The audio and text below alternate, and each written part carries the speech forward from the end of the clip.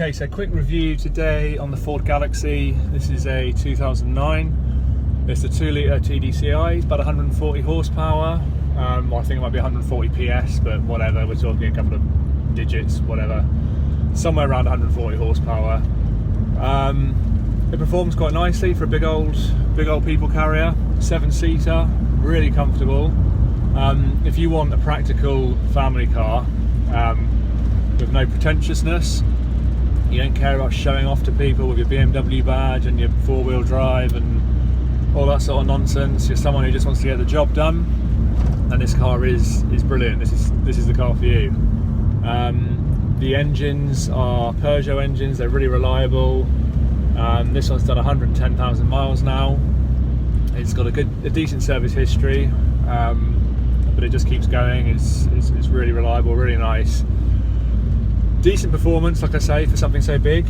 The practicality just feels sort of endless on it.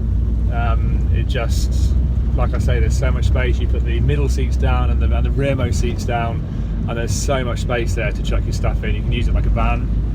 Put the seats up, and there's so much legroom. It's absolutely superb. You know, you'd have to be a 7-foot-tall basketball player to have any kind of issue with the legroom in there.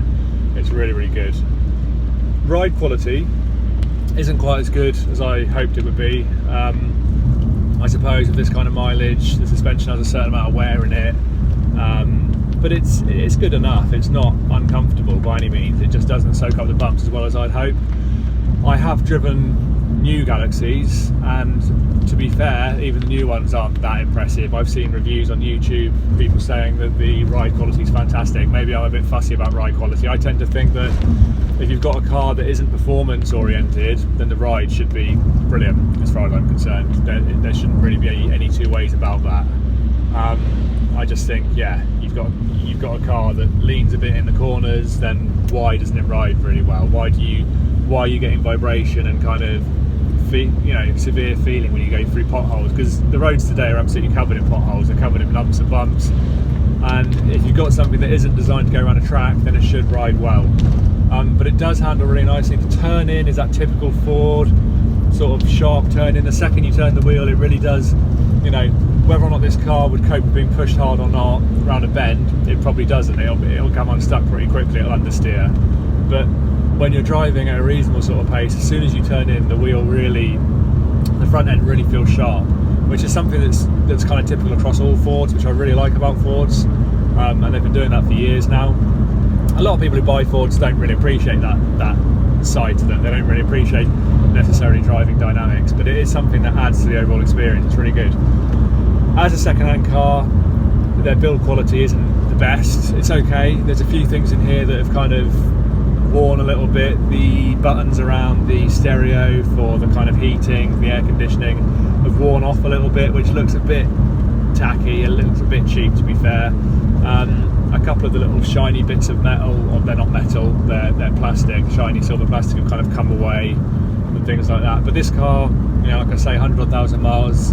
It was one owner before I got it, and it was a big family that had it, so they used it basically. So there is the odd little scuff here and there, but otherwise I paid very little for it, and it's a super car basically. It's lovely for taking the kids around, for driving on your own as well. You can have plenty of fun in it. I'm very fussy about the sort of cars I drive. The cars I like are big petrol V8s, big powerful cars. I don't care too much about fuel economy, as long as it sounds nice, as long as it goes well. But when it comes to something practical, I think if you're going to have something practical. There's so much space in here. I'm reasonably big, reasonably wide. I can lean across, and I'm just so comfortable. The armrest, the captain chairs are really nice. These are heated seats in this one. They're heated, individualised. They're individual leather seats. The air conditioning still works beautifully. It's not too cold. It's just cold enough. We've had some decent weather recently, and it's been absolutely fine in here. Really comfortable. Loads of stowage areas all over the place. This one's got the electric handbrake, which, take or leave, to be honest. I don't see what's wrong with a normal handbrake personally, but it's fine. It's pretty convenient, nice and easy to use. It's the auto box as well, and it's a really decent auto box. I drive a lot of very new BMWs with the ZF autos, the 8 speeds, and they're absolutely superb. And this, to be fair, is very good as well. Even compared to them, it's really good. It shifts really kind of discreetly, never gets caught out in the wrong gear, and yeah, it just suits the car. It just suits the way the car drives. It's really good. In a little while I'll get out and do a quick run around of the sort of thing you can expect inside this car, sort of stowage areas and little things that might come in handy. But otherwise it's a really nice car. Highly recommended.